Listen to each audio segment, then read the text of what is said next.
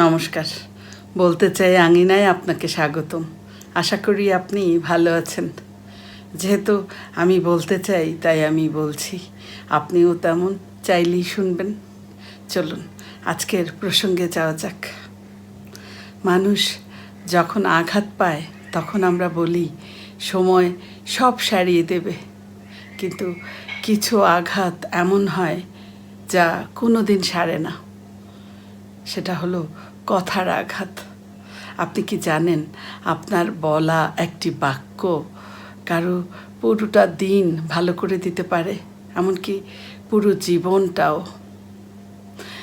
একবার জাপানি বিজ্ঞানী মাসারু ইমোতো পানির উপর একটি পরীক্ষা চালিয়েছিলেন। তিনি পানির গ্লাসের সামনে দাঁড়িয়ে কিছু ভালো কথা এবং কিছু মন্দ কথা বলেছিলেন।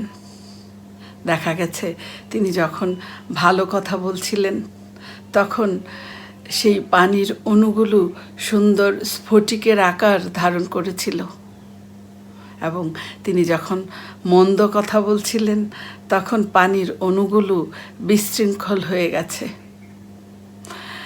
আমাদের এই শরীরটাও 70% পানি দিয়ে তৈরি।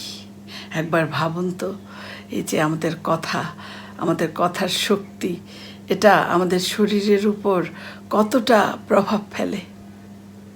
ইতিহাস সাক্ষী আছে, হিটলারের একটি নেতিবাচক ভাষণের কারণে বিশ্বযুদ্ধ বেঁধে গিয়েছিল। আবার অপরদিকে আমাদের দেশে বঙ্গবন্ধু শেখ মুজিবের সেই ঐতিহাসিক ভাষণে একটি জাতিকে পরাধীনতার শৃঙ্খল ভেঙে স্বাধীনতা এনে দিয়েছিল। এটাই কথার শক্তি। এই কথার শক্তি ইতিবাচক নেতিবাচক দুটোই হতে পারে। নেতিবাচক যে কথার শক্তি সেটি ভয়াবহ আকার ধারণ করে, যে প্রোপাগান্ডা বা ভুল তথ্যের কারণে কত বড় বড় দাঙ্গা বেঁধেছে, ভুল বোঝাবুঝি তৈরি হয়েছে। এই যে আমাদের যে কথা, আমাদের যে কথার শক্তি, এই কথা শুধু একটি শব্দ নয়, বরং এটি একটি অস্ত্রের মতো কাজ করে। এই কথার শক্তিকে আপনি গঠনমূলক কাজে ব্যবহার করবেন নাকি ধ্বংসাত্মক কাজে ব্যবহার করবেন, সেটি নির্ভর করে সম্পূর্ণ আপনার উপর। আমাদের দৈনন্দিন জীবনে এই কথার প্রভাব কী? আসুন আমরা আমাদের চারপাশের সাধারণ জীবনের দিকে একটু ফিরে তাকাই। একজন শিক্ষার্থী যখন পরীক্ষায় খারাপ করে, একটু ফলাফল খারাপ করে, তখন সেই ফলাফল দেখে তার শিক্ষক বা বাবা মা যদি তাকে বলে যে তুমি গাধা, তোমাকে দিয়ে কিচ্ছু হবে না, তুমি গরু, তুমি কোনোদিন কিচ্ছু পারো না, এরকম শব্দ যখন তাকে বলে, এই কথাটা তার মাথার ভেতরে গেঁথে যেতে পারে, সেই ছাত্রের মাথায় গেঁথে যায়। এটাকে এই যে তার মাথায় এটা গেঁথে যায়, একে বলা হয় সেলফ ফুলফিলিং প্রফেসি। সে নিজেকে তখন অযোগ্য ভাবতে শুরু করে এবং সত্যি হয়ে তখন সেটা দেখা দেয়, এবং দেখা যায় যে সে সত্যিই আর পারছে না। অথচ এই কথাটা যদি একটু অন্যভাবে হতো, যদি আমরা তাকে বলতাম যে এইবার পারোনি, তাতে কি হয়েছে, আমি জানি তোমার বুদ্ধি আছে, তুমি পরের বার নিশ্চয়ই পারবে, এই সামান্য শব্দগুলোই হয়তো তার জীবনে হতে পারত নতুন জীবনী শক্তি। সে হয়তো আবার নতুনভাবে চেষ্টা করে সফল হতে পারত। এই যে এই কথার শক্তি, এটাকে আমরা আমাদের পরিবার, আমাদের অফিস, এমনকি বন্ধুদের আড্ডায় আমরা অনেক সময় দেখা যায় যে মজার ছলে আমরা কাউকে ছোট করি কিংবা কাউকে বিদ্রূপ করি। আমরা হয়তো সেটা মনে রাখি না বা বলার সময় খেয়াল করি না, এবং আমরা হয়তো ভুলেও যাই সেটা। কিন্তু আমরা যাকে ছোট করেছি, যদি কারো মনে কথাটি লেগে যায়, তাহলে এই ক্ষত হয়তো সে মাসের পর মাস, বছরের পর বছর কিংবা সারা জীবন বয়ে বেড়াতে পারে। মূলত অনেক সময় নীরবতার শক্তি ও চিন্তা করার কৌশল, এটা আমাদের ভাবতে হয়। এই যে আমাদের কথার শক্তি, এই কথার শক্তির আরেকটি গুরুত্বপূর্ণ দিক রয়েছে, সেটি হলো কখন কথা বলতে হবে এবং কখন চুপ থাকতে হবে। এটি বুঝতে হবে, এটি জানতে হবে যে আমরা কখন কথা বলবো আর কখন চুপ থাকব।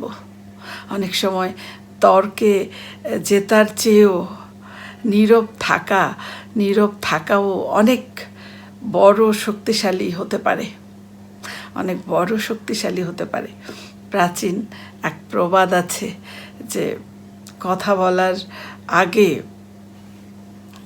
তোমার কথার শব্দগুলোকে 3টি গেট দিয়ে পার হতে দাও। তুমি কথা বলার আগে তোমার শব্দগুলোকে 3টি গেট দিয়ে পার হতে দাও। সেই গেটগুলো কি, চলুন দেখি। প্রথম গেট, এই কথাটা কি সত্যি?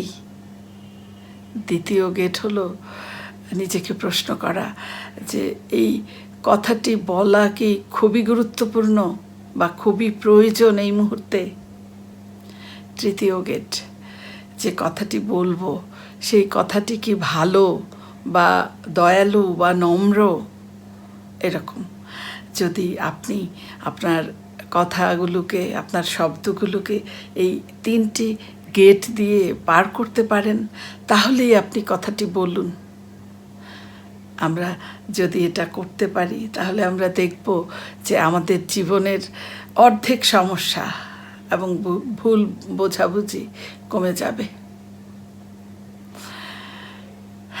পরিশেষে আমি বলতে চাই, আমরা সবাই এই পৃথিবীতে খুব অল্প সময়ের জন্য এসেছি, খুব অল্প সময়ের মেহমান আমরা এই পৃথিবীতে। এই যে আমাদের অর্জিত যে ধন সম্পদ, আমরা যখন থাকবো না, কেউ এগুলো মনে রাখবে না। আমরা কার সাথে কেমন কথা বলেছি, আমরা কাকে কতটা সম্মান দিয়েছি, মানুষ এগুলোই মনে রাখবে, এগুলোই স্মৃতি হিসেবে থেকে যাবে এই পৃথিবীতে। তাই আপনি কাউকে একটি ধন্যবাদ কিংবা একটি দুঃখিত কিংবা তুমিও পারবে এই জাতীয় আশ্বাস দিয়ে কথা, এগুলো যদি আপনি কাউকে বলেন, হয়তো আপনার এই কথাগুলোই তার জীবনে মিরাকল হতে পারে। তাই আসুন আমরা আমাদের কথার শক্তিকে ধ্বংসাত্মক কাজে নয়, বরং অন্যের জীবনে হাসি ফোটাতে কিংবা একটি সমাজ গড়তে ব্যবহার করি। আজকের পর থেকে আমরা কাউকে কিছু বলার আগে 1 সেকেন্ড ভাবি, 1 সেকেন্ড চিন্তা করি, আমাদের কথা কি ফুল ফোটাবে নাকি অন্যের কাছে সেটি কাঁটা হয়ে বিঁধবে। অসংখ্য ধন্যবাদ এতক্ষণ সাথে থাকার জন্য। যদি ভালো লাগে একটি লাইক দিন, শেয়ার করে আরও অনেকের কাছে ছড়িয়ে দিন এবং সাবস্ক্রাইব করে বলতে চাই এর পাশে থাকুন। আবারও কথা হবে নতুন কোনো অনুভব নিয়ে। ততক্ষণ আপনি খুব ভালো থাকুন, সুস্থ থাকুন আর সুন্দর কথা বলুন। শুভরাত্রি।